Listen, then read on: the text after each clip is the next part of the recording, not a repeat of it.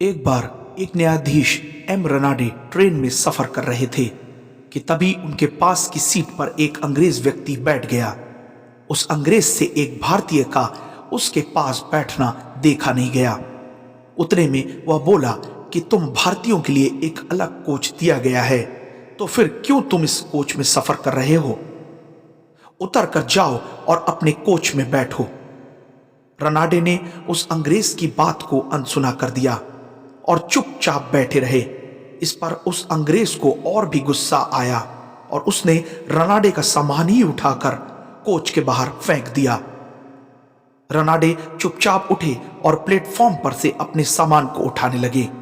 उनको देखकर आसपास के लोग दौड़ कर आए और उनका सामान उठाने लगे और उनसे पूछा, ऑनर, क्या आपको इसी स्टेशन पर उतरना है?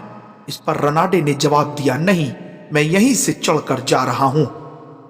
यह सुनकर लोगों ने उनसे पूछा, आपका सीट नंबर कौन सा है? जवाब मिलते ही लोगों ने उनका सामान उनकी सीट पर पहुंचा दिया। लोगों द्वारा रनाडे को मिले इतने सम्मान और आदर को देखकर उस अंग्रेज ने एक दूसरे व्यक्ति से पूछा कि यह कौन है? उस व्यक्ति ने उत्तर दिया कि यह न्यायाधीश हैं। यह सुनकर अंग्रेज दंग रह गया। उस अंग्रेज ने रनाडे से कहा, ऑनर, यदि आप मुझको पहले बता देते कि आप न्यायाधीश हैं तो मैं आपके साथ ऐसा व्यवहार कभी नहीं करता। मुझे क्षमा कर दें। रनाडे ने कहा कि तुमने मेरे पद को सम्मान दिया है, ना कि एक मनुष्य को। जब तक मैं न्यायालय में हूं तब तक एक न्यायाधीश हूं, नहीं तो मैं एक साधारण व्यक्ति हूं।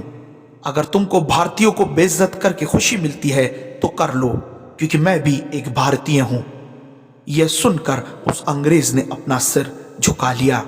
दोस्तों, इस कहानी से हमें यह शिक्षा मिलती है कि हमें किसी व्यक्ति की इज्जत और उसका सम्मान उसके पद से नहीं वरन मानवता से करना चाहिए, ताकि हम अपने जीवन में एक अच्छे इंसान बन सकें।